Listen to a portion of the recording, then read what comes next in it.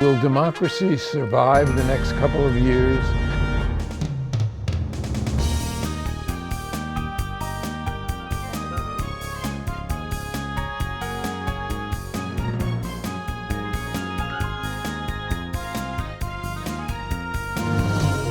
Access to Democracy is made possible by donations from the following organizations.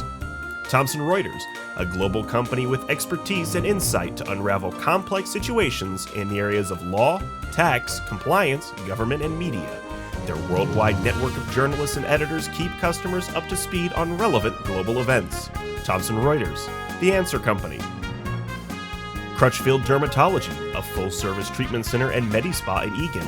Their goal is to help you look good and feel great with beautiful skin. With service built around courtesy, dignity, and respect, Mayo-trained Dr. Charles Crutchfield personally treats each patient and is acknowledged as one of the nation's best physicians. Truestone Financial, with locations in Minnesota and Wisconsin, has proudly served its members since 1939. Truestone engages, educates, and supports its members to ensure they have the tools to empower their financial well-being. Truestone Financial, your neighborhood credit union. Learn more at truestone.org. Edina Eye Physicians and Surgeons, a division of Twin Cities Eye Consultants, has proudly served the Twin Cities for more than 55 years now, in 7 convenient locations. Using the most advanced technology combined with human touch, Edina Eye offers comprehensive services and dedicated specialists committed to excellence, with innovative procedures and expertise for the most advanced eye care.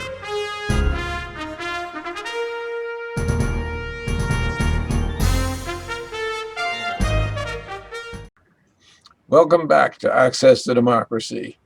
Alan Miller with you here again, and we have a return guest and a new guest, combining really to talk about theater and movies and the need for legislative help in what we used to call snowbait, but we don't call it snowbait anymore.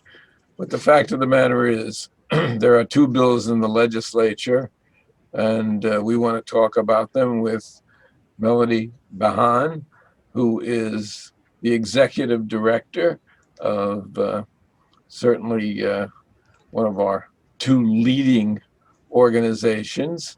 And Melanie, hello. Hi, Alan. Good to see you again. Always good to see you. A little bit of background. You are a former journalist and sometime actor, and you've been the head of Minnesota Film TV since 2017. And we're joined today with Mark Bradley, and he's a newcomer as a thespian. Well, maybe not. Hardly. Representing SAG-AFTRA. And why don't you tell us about, because they used to be Screen Actors Guild and AFTRA used to be 2 separate organizations. So Mark, why don't you explain a little bit of your background and the combination of the 2 companies? Sure. I've been a professional actor for many, many years, mostly here in the Twin Cities. I've worked at several of the theaters, at the Guthrie and Chanhassen and the Old Log, and some of the other smaller theaters throughout the Twin Cities. And I'm a member of both Actors Equity, which is the Stage Actors Union, and SAG-AFTRA, which represents people in film, television, and recording, basically, as well as broadcasters. You asked a little bit about the history of the unions. They were both founded in the 1930s, Screen Actors Guild and then it was the American Federation of Radio Artists. And then when television came along, it kind of messed everything up. And AFRA added the T to its name to include television. And you had all kinds of sometimes nasty disputes, sometimes negotiations about where jurisdiction would lie between SAG and AFTRA. And there were talks about merger going on for many, many years. And we tried it twice and failed. And finally, in 2012, we merged the 2 unions into SAG-AFTRA, which is the largest union of its kind in the world. We represent 160,000 people. as I And, mentioned, both actors and recording artists and journalists and a other merger, broadcasters. a merger of necessity, as well as to benefit both organizations and actors worldwide. And Absolutely. I have to make a disclaimer here, because while I'm not a member of either union, I did have a starring role in Into Temptation, a locally made film in which I was 8 seconds on screen after a 3.5 hour really rehearsal and shooting segment. But Tragically overlooked by the SAG Awards, I have to but say. but I did get a credit in the film, and it was a good film, by the way. So I had to make that disclosure. Now, there are two bills sitting in the legislature: House Bill 1975 and Senate File, I think, 18 or 186 or 1986. 1986, which Mhm. might have been a good year, I'm not sure. But in any event, we need those two bills to move forward, because why?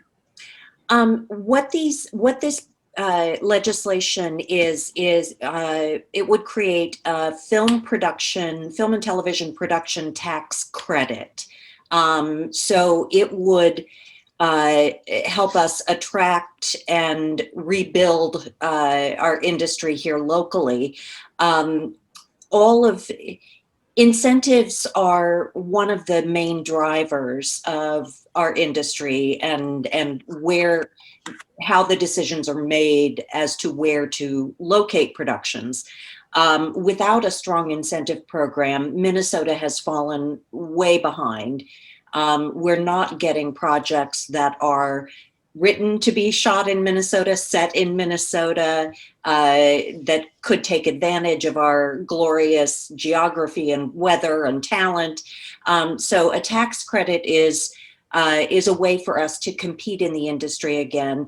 It is an economic development tool. It is something that will help us bring millions of dollars in new spending to the state and thousands of jobs. So the bills have progressed a bit, so we're hopeful that we'll be successful this session. And Mark, notwithstanding my incredible role in film, we have a history of some great films being shot in Minnesota.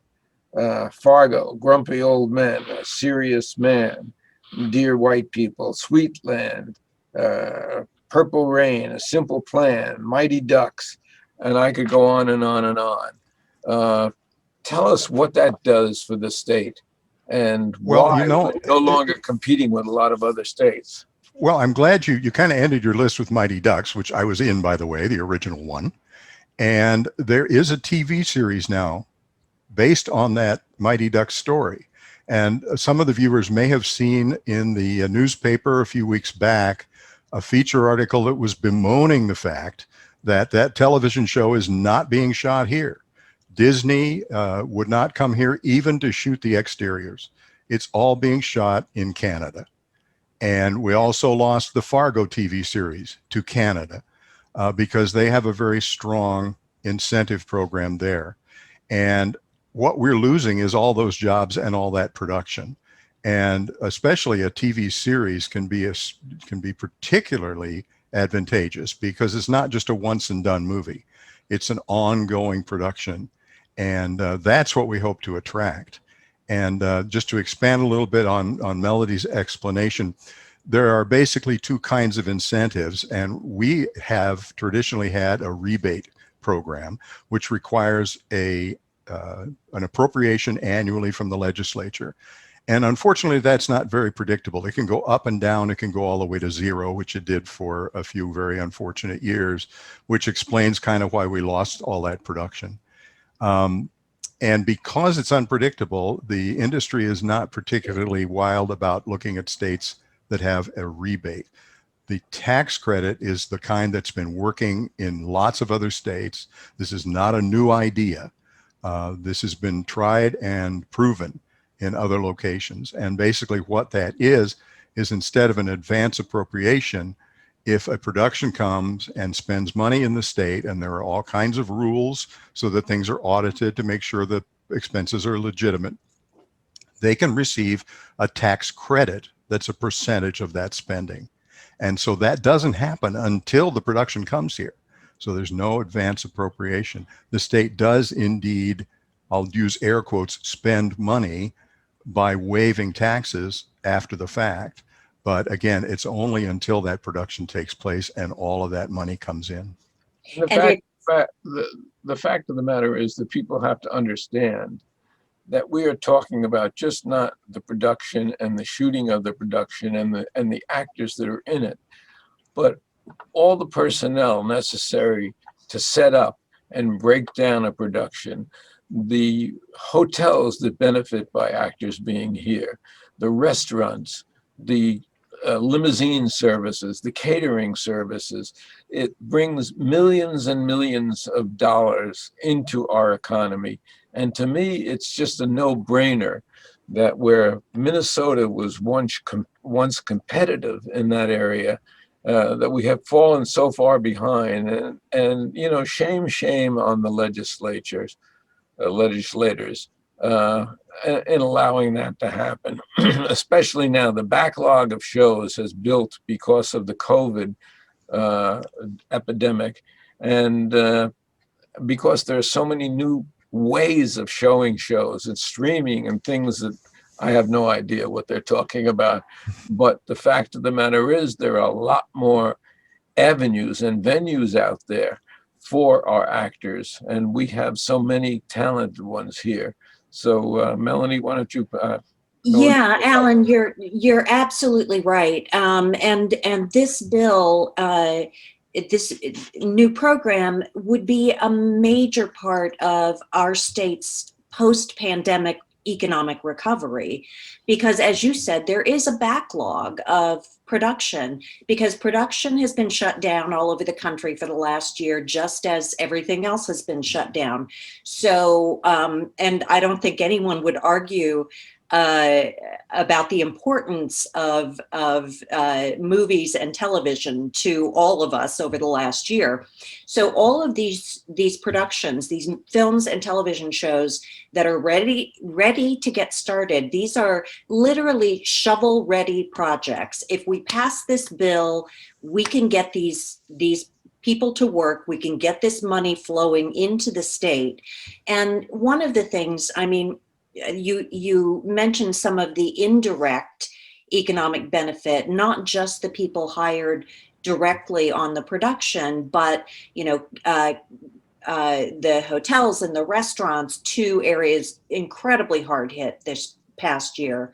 One of the other things that we really love about our industry is that it is primarily, for the direct crew members, it is primarily a blue collar industry, and with higher wages than average. So, you know, it's one of the few high paying industries that a person doesn't need to have a college degree to go in. You go in as a production assistant and work your way up to a really great paying union job, or you decide you want to go to school.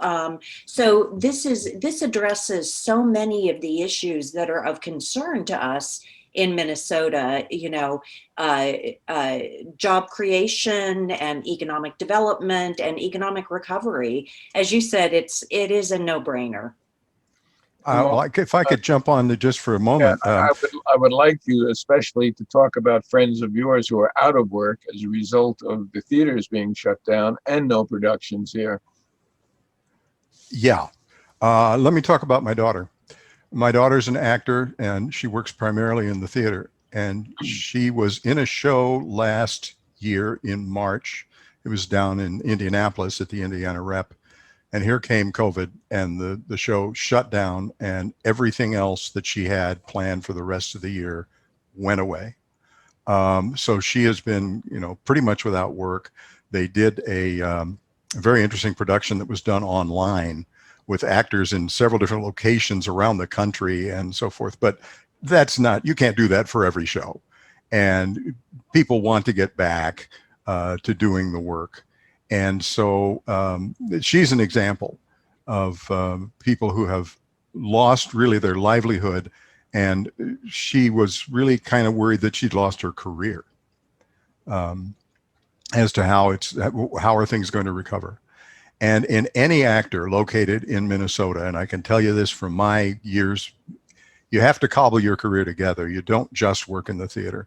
You have to work in various media. And so film, television, commercials, all that stuff is an important part of the careers of just about every actor I know. So what we're trying to get back is that important part of the industry.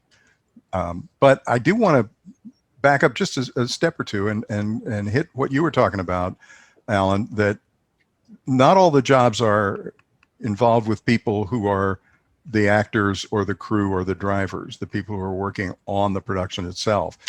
We have some statistics that we like to quote. 2/3 of the jobs that this industry generates are not directly in production. There are all those things that you mentioned, the caterers, the hardware store, the restaurants, the hotels, transportation, all of that. That's 2/3 of the jobs.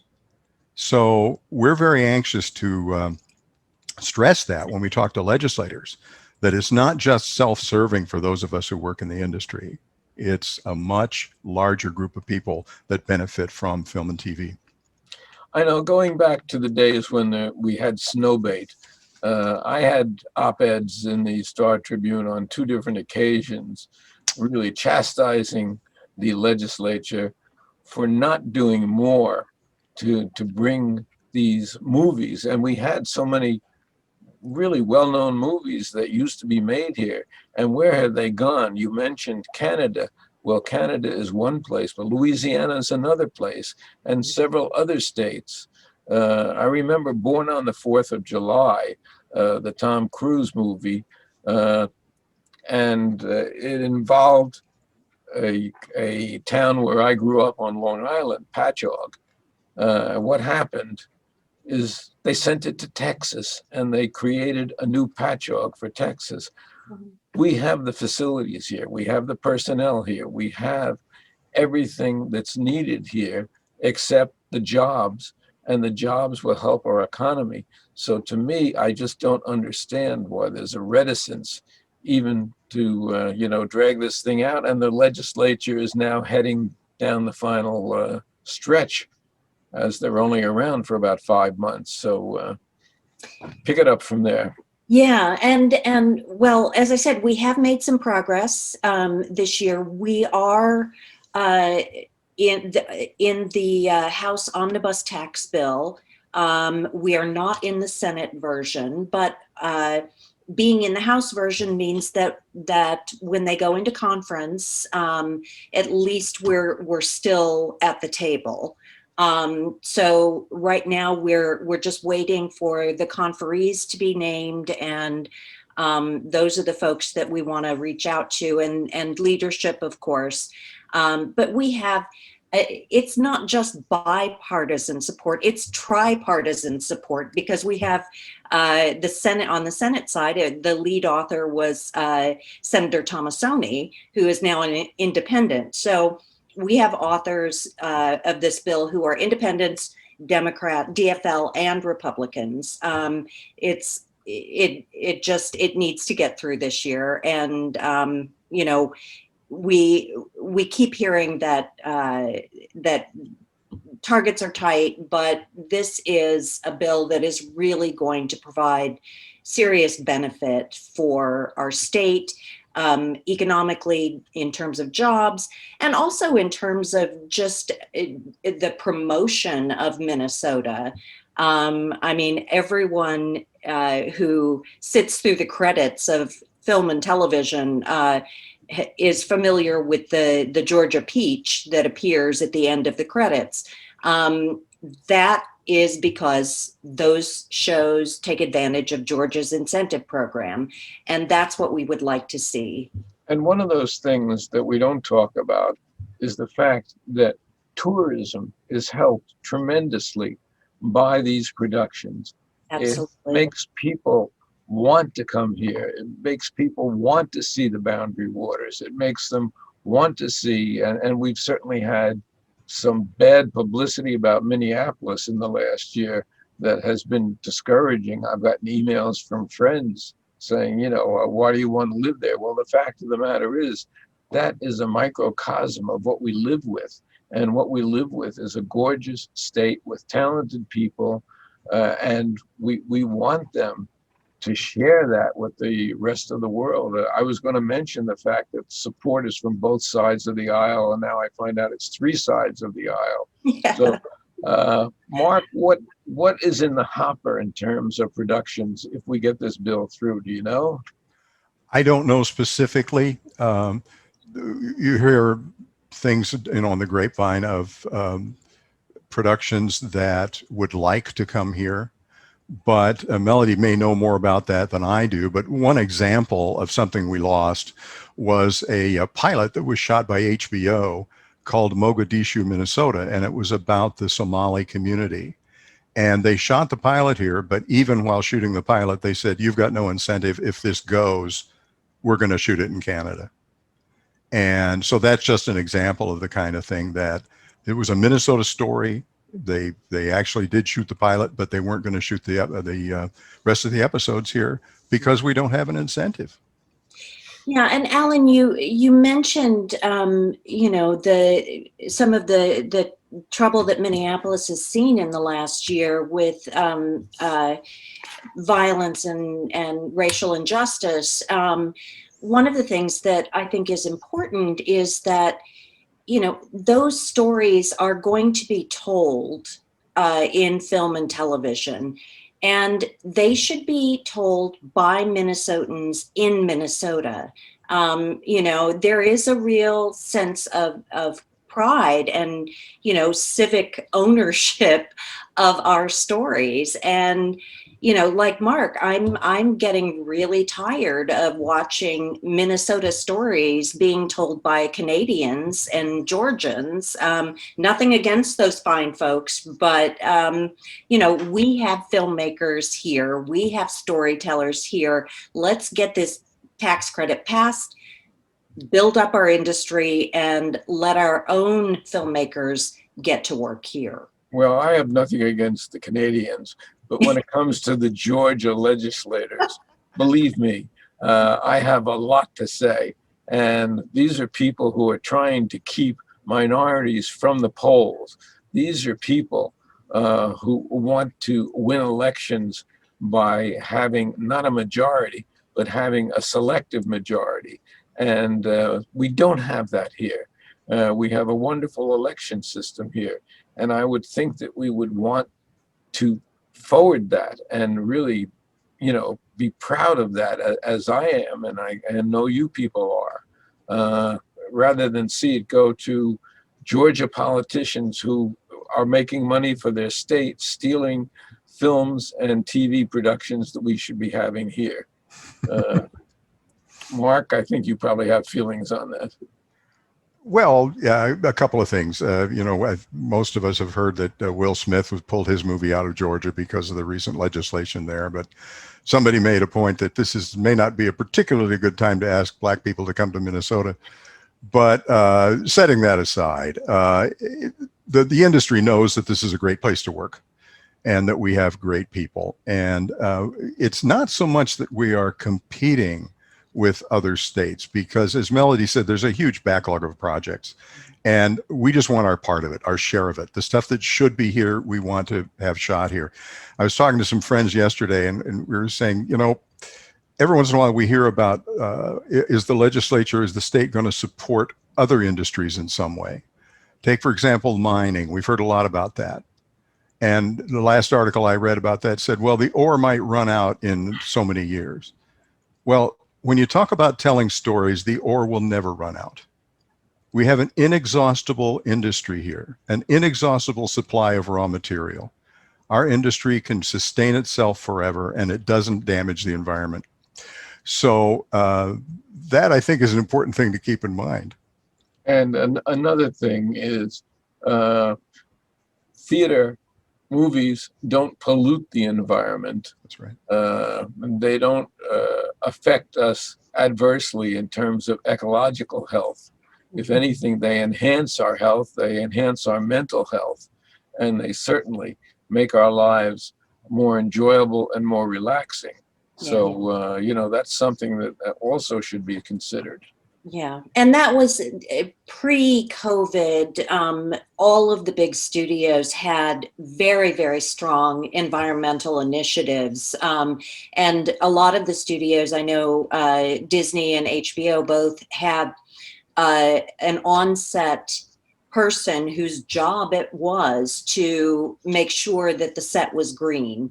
So now that's changed with COVID because of, you can't have reusable utensils and things like that. But that is, this industry is certainly on the forefront of that.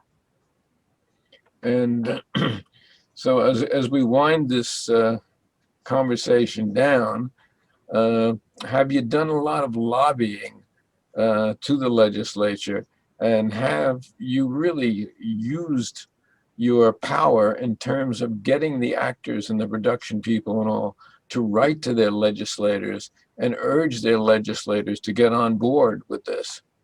I'm going to let Mark answer that, but I just want to say that there is no way we would be in the position we're in right now in the legislature if it were not for the incredibly hardworking folks at SAG-AFTRA and IATSE and the Teamsters. But SAG-AFTRA has been really at the center of organizing. And Mark, do you want to say something about that? Yeah, just real quick.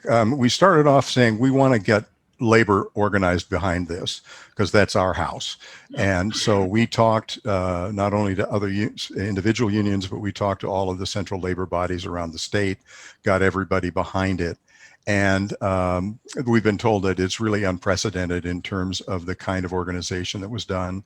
But now, of course, we're reaching out to other people, chambers of commerce, other people who are not necessarily in our house, because the important thing, as we've said several times in this talk, it's not a red or blue issue.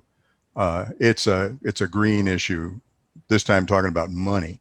That it is a business issue. It's about jobs and businesses. So yeah, we've done quite a bit. And as we get to that conference committee, we want to reach out to those conference committee members and really drive home our point to them. We have been talking with Mark Bradley of SAG-AFTRA, and a first-time guest, and welcome and come back again. Love to. And Melody Bahan of Minnesota Film TV. Melody's been with us quite a few times since 2017, and we really look forward to that. We look forward to urging the legislature, and this program will be up in many localities shortly. We urge also people to get on the phone to their legislators. If they care about the state, the jobs, and the reputation and the tourism, do your part as well. And of course, I am available for any non-speaking roles in what comes up in the future. So I thank you both, and keep me in mind. And thank you both for being with us today. Thank you, Alan. Thank you. Great to see you again.